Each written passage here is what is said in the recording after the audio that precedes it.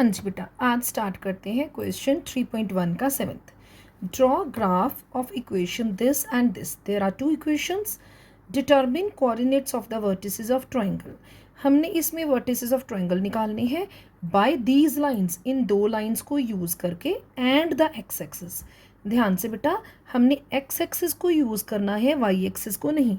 अगर हम इन दो लाइंस को और वाई एक्सिस को यूज़ करेंगे तो हमारा ट्रायंगल डिफरेंट बनेगा।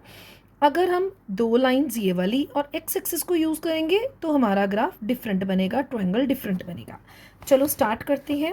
मैंने फर्स्ट इक्वेशन लिखी, ये पहले मैंने +1 को इधर शिफ्ट कर दिया, इट बिकम -1।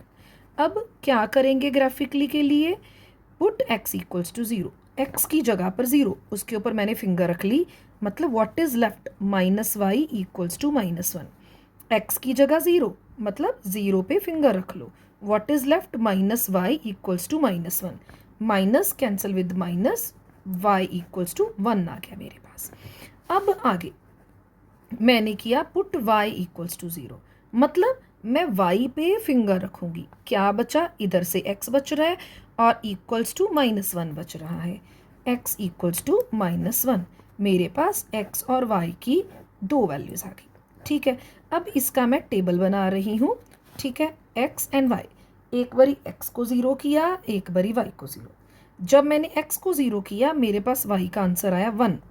जब मैंने y को 0 किया मेरे पास x का आंसर आया -1। ये मेरी फर्स्ट लाइन का सल्यूशन डन हो गया। अब हम स्टार्ट करते हैं second line. As it is मैंने लिखी। कॉफिशेंट बेटा हमेशा राइट साइड पे, सॉरी कांस्टेंट टर्म हमेशा राइट साइड पे लेके जाया करूँ।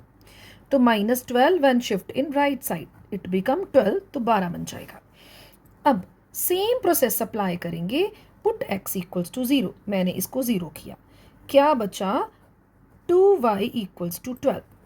अब ये वाला 2 मल्टीप्लाई हो रहा है, इधर आएगा तो डिवाइड हो जाएगा, तो मेरे पास y का आंसर आ गया 6। नेक्स्ट सेम स्टेप जैसे यहाँ पर अप्लाई किया था।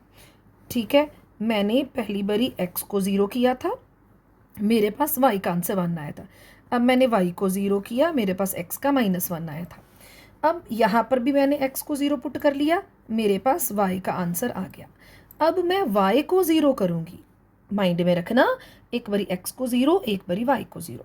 अब मैंने y को 0 किया तो y वाली टर्म पे मैंने फिंगर रख ली, बचा क्या? 3x और इक्वल का sign and 12।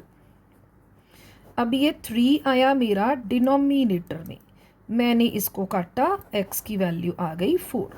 Now right it's solution set. x and y, x को 0 किया, y आया 6। अब y को 0 करेंगे, x आ गया 4। These are the two solution sets that we have to plot on graph.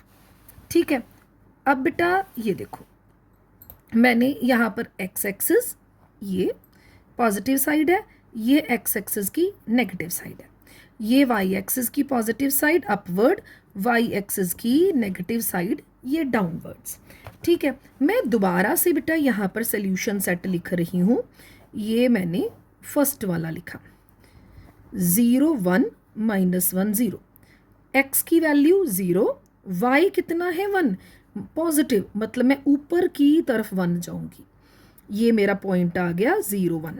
आगे x -1 है, ये x -1, y 0, मतलब ना मैं ऊपर जा रही हूँ, x -1 है, y 0, मतलब ना मैं अपवर्ड जाऊंगी ना मैं डाउनवर्ड जाऊंगी, तो मेरा यही आ गया -1, 0। बेटा माइंड में रखना, जब मेरे पास x की वैल्यू -1 है, ये आ गई, y 0, मतलब ना मैं ऊपर को जा रही हूँ ना नीचे को, मतलब मैं वहीं पर ही स्टैंड कर रही हूँ। अब मैंने इन दोनों को ज्वाइन कर दिया। आप लोगों ने बेटा स्केल से ज्वाइन करना है। I draw it's rough graph. Okay, now अब मेरा दूसरा सॉल्यूशन सेट बेटा मैं यहाँ पर लिख रही हूँ,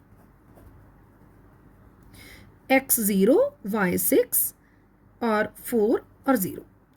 0 पर मेरा 6, ये देखो x 0, 0 पर मैंने 6 तक अपवर्ड जाना है, 0, 6। सेकेंडली y 4 और मैंने ऊपर कितना जाना है 0 जितना, मतलब मेरा यही पॉइंट आ गया। अब मैंने इन दोनों को, ये है 4,0, x है 4, ठीक है, y 0, ना ऊपर को ना नीचे को। अब इन दोनों को मैंने ज्वाइन करना है, मैंने दोनों को ज्वाइन करवा दिया, ठीक है, ये हो गया बेटा मेरा ज्वाइन। अब उसने बोला triangle with 2 lines and x axis. Now this is my triangle. He said shade it. आप इसको चाहे क्रेयॉन कलर से चाहे पेंसिल से शेडिंग कर लेना। अब he said right the vertices of the triangle. ये वर्टेक्स मैंने लिख दिया -1,0, ये भी मैंने लिख दिया 4,0। अब इस वर्टेक्स की बात आई जो ऊपर बन रहा है, इसमें x 2 है और y 3, ठीक है, ग्राफ के अकॉर्डिंग चेक कर लेना, x 2 है और y 3, दिस पॉइंट इज 2,3। मेरे पास तीनों वर्टिसेस आ गए और मैंने ट्रायंगल भी शेड कर दिया। अगर वो बोलता इन दोनों लाइंस को यूज़ करना है और y एक्सिस को यूज़ करना है, तो बेटा मेरा ट्रायंगल ये वाला आना था, this one is my triangle. अगर मुझे वो y एक्सिस बोलता तो